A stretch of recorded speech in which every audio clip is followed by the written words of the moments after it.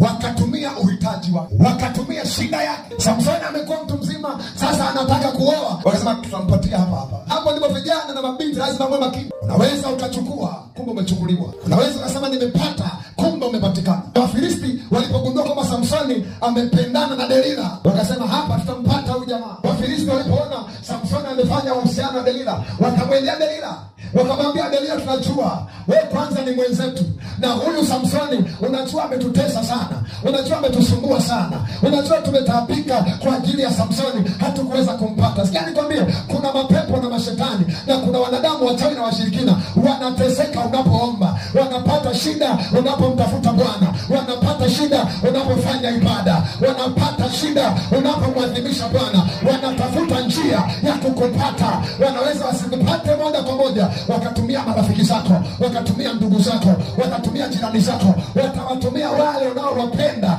ili wakuangamize kiroho. Lazima uwe makini, lazima uwe macho, lazima umkatae huyo Delila anayetafuta kukushawishi kumwacha Bwana.